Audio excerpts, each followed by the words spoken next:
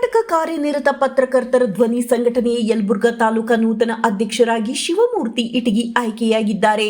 ಜಿಲ್ಲೆಯ ಯಲಬುರ್ಗಾ ಪಟ್ಟಣದ ಪ್ರವಾಸಿ ಮಂದಿರದಲ್ಲಿ ಜರುಗಿದ ಆಯ್ಕೆ ಪ್ರಕ್ರಿಯೆಯಲ್ಲಿ ಗೌಪ್ಯ ಚುನಾವಣೆ ಮಾಡುವುದರೊಂದಿಗೆ ಆಯ್ಕೆ ಪ್ರಕ್ರಿಯೆ ಪೂರ್ಣಗೊಂಡಿದ್ದು, ಶಿವಮೂರ್ತಿ ಹೆಚ್ಚಿನ ಮತಗಳನ್ನು ಪಡೆಯುವುದರೊಂದಿಗೆ ತಾಲೂಕಾ ಅಧ್ಯಕ್ಷರಾಗಿ ಆಯ್ಕೆಯಾಗಿರುತ್ತಾರೆ. ಚುನಾವಣಾ ಪ್ರಕ್ರಿಯೆ ನೇತೃತ್ವ ವಹಿಸಿದ್ದ ಜಿಲ್ಲಾಧ್ಯಕ್ಷ ಸುನೀಲ್ ಕುಮಾರ್ ಮಠದ್ ಮಾತನಾಡಿ, ನೂತನ ಅಧ್ಯಕ್ಷರಾದವರು ತಾಲೂಕಾ ಘಟಕದ ಸರ್ವ ಸದಸ್ಯರಿಗೆ ಪ್ರಾಶಸ್ತ್ಯ ನೀಡಿ ಎಲ್ಲರೊಂದಿಗೆ ಗೌರವದೊಂದಿಗೆ ನಡೆದುಕೊಂಡು ಸಂಘಟನೆ ಮಾಡಬೇಕು ಮತ್ತು ಪತ್ರಕರ್ತರ ಸಮಸ್ಯೆಗಳಿಗೆ ತಕ್ಷಣವೇ ಸ್ಪಂದಿಸಬೇಕು ಎಂದು ತಿಳಿಸಿದರು. ವರದಿ ಮೌನೇಶ್ ಎಚ್ ನಾಯಕ್, ಯಲಬುರ್ಗಾ.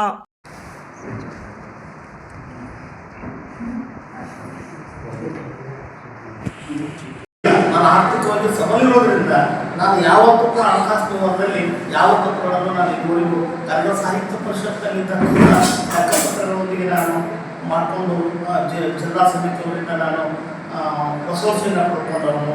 ಮತ್ತು 2 ಅವಧಿ ನಾನು ಖಾಲಿಪ ಅಧ್ಯಕ್ಷರಾದರೂ ಕೂಡ 2 ಅವಧಿಯಲ್ಲಿ ಕೂಡ ನಾನು ಲೆಕ್ಕಪತ್ರ, ಯಾಕಂದರೆ ನಾನೇನಾದರೂ ಅದರಲ್ಲಿ ವೀಕ್ನೆಸ್ ಇದ್ದಾಗ ಆ ಒಂದು ಇದು ನಮ್ಮ ಹತ್ರ ಬರ್ತದೆ. ನಾನು ಹಣ ಕೊಳ್ಳಿ ಹೊಡಿಬೇಕು, ಅದು ಮಾಡಬೇಕು. ಯಾಕಂದ್ರೆ ಯಾವುದೇ ರೀತಿಯಿಂದಲೂ ಕೂಡ ನಾನು ಸರ್ಕಾರಿ ಹುದ್ದೆಗಳನ್ನ ತ್ಯಜಿಸಿಕೊಂಡಂಥವು. ಸರ್ಕಾರಿ ಹುದ್ದೆಯನ್ನು ತ್ಯಜಿಸಿ ನಾನು ಇಷ್ಟಕ್ಕೆ ಚೀಫ್ ಆಫೀಸರ್ 2021ರಲ್ಲಿ ನಾವು ನನ್ನ ತಾಯಿಯ ಒಂದು ಅನುಕಂಪ ನೌಕರಿ ಬಂತು.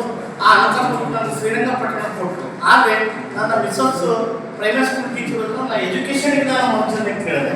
ಆದರೆ ಎಜುಕೇಷನ್ಗೆ ನಾನು ಮಂಚಿಕೊಳ್ತಾ ಹೋದಾಗ ನಾನು FPC ಆಗಿ ಇಷ್ಟಕ್ಕಿಂತ ಚೀಫ್ ಆಫೀಸರ್ ಆಗಿ ಕರ್ತವ್ಯ ನಿರ್ವಹಿಸಬೇಕಾಗಿತ್ತು.